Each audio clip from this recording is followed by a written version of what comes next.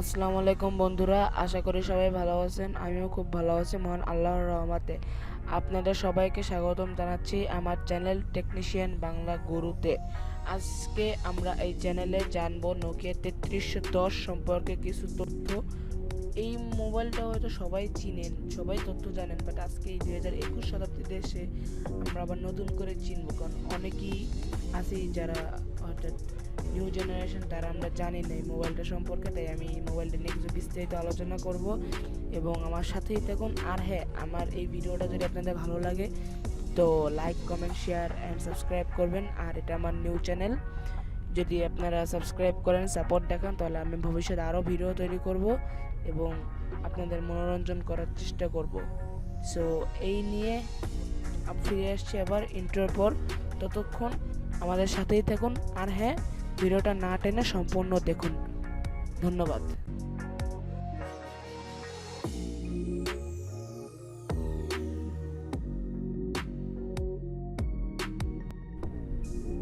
So guys, Nokia ফোনের সবচেয়ে ভালো এবং পছন্দের বিষয়টা কি জানেন?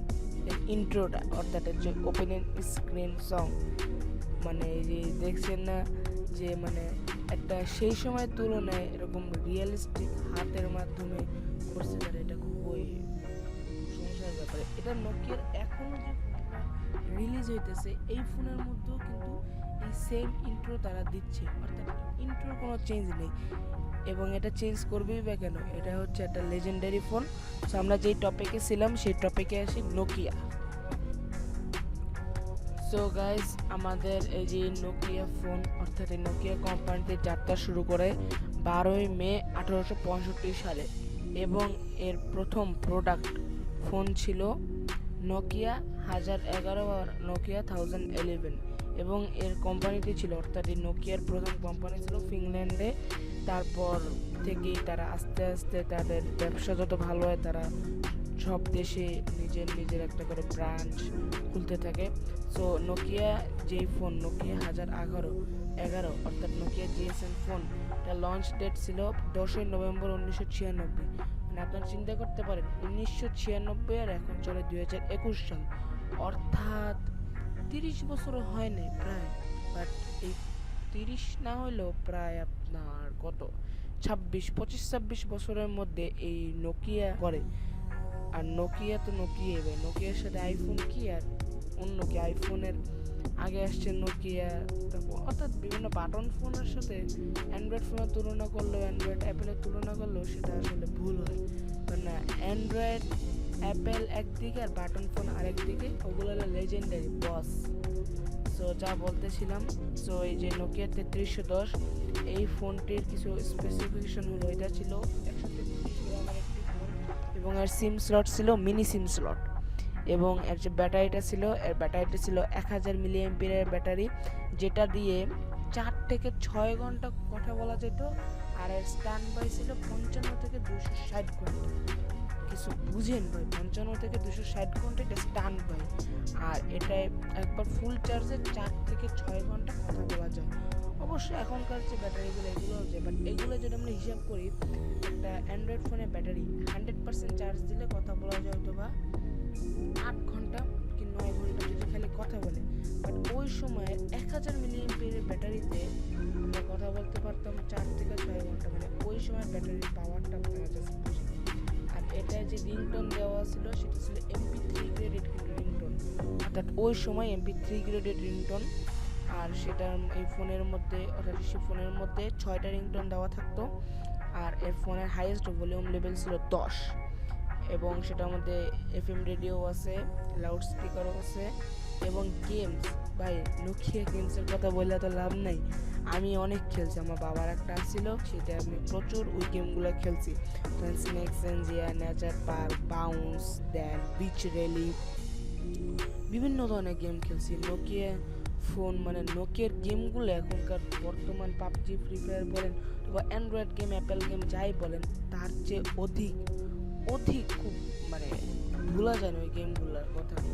ওগুলো তো বা গ্রাফিক্স ভালো না, বাট ওগুলো খেলতে একটা আলাদাই মজা। যেমন ধরেন আপনার বিচ রেলি, আপনারা হয়তো বা এই যে এখন স্ক্রিনে দেখতে পাচ্ছেন, এই গেমটা আমি মানে যে ভাই কি পাগল ছিলাম এই গেমটা, অ্যান্ড হলো গিয়ে স্নেক জেনজিয়া ওই গেমটা, আর বাউন্স, এই তিনটা গেমের আমি খুব পাগল ছিলাম বাটন ফোনের মধ্যে। আমি এখনও কিন্তু খেলি, আমি এখনও আপনাদের ওই যে এখন অ্যান্ড্রয়েডে খেলা যায় না বিভিন্নভাবে, সো আমি আমার ফোনে এখনও ওগুলো খেলি।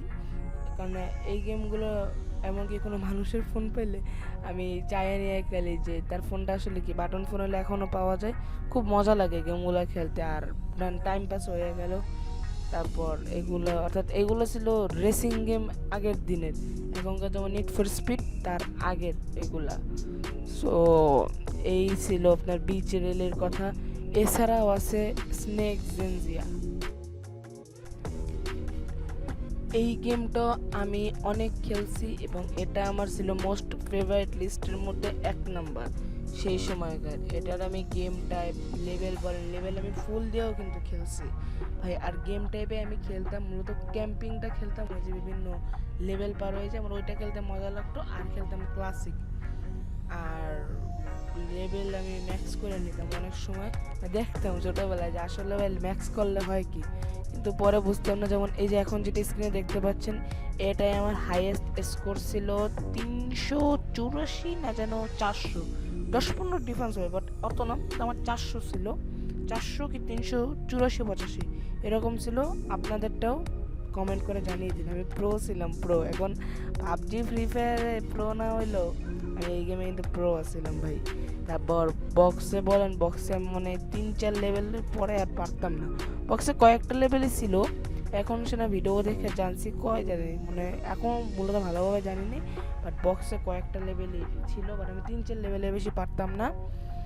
এই তারপর আপনার হলো গিয়ে এই যে ধরেন ক্লাসিক গেম 400 পর্যন্ত গেছি, কারণ এটা 4 খোলা ছিল ওই সময়, আমি জাস্ট সময় কাটতে যেত এরকমভাবে আমি গেম খেলে সারাদিন সময় কাটাবো। সেই সময় গেমে দিয়েছিলাম, অর্থাৎ মানে কি বলে গেম প্রিয়, আর এখনও গেম প্রিয় আছি। সো যেমন এই যে স্ক্রিনে যে খেলছে সে 288, 292 এরকম করতে পারছে, বাট কিছুক্ষণ পরে চাইবো আমি বেশিরভাগই কিন্তু এই যে 300-র কাছাকাছি হেরে যেত। যেমন এই যে গেছে এখন 296-তে, কিন্তু এখন আমি তেমন একটা হারি না। এখনও খেললে আমি প্রায় ধরেন 315-20 মতো করতে পারি। সো আজকের ভিডিওতে এই পর্যন্তই, দেখা হবে আবার কোনো নতুন ভিডিওতে। ততক্ষণ পর্যন্ত সুস্থ থাকুন এবং সাবধানে থাকুন। সবাইকে জানাচ্ছি মন থেকে বিদায়। আসসালামু আলাইকুম, have a good day, bye bye. এবং হ্যাঁ, পরের ভিডিওটা অবশ্যই দেখবেন এবং সাবস্ক্রাইব করবেন। ধন্যবাদ সবাইকে।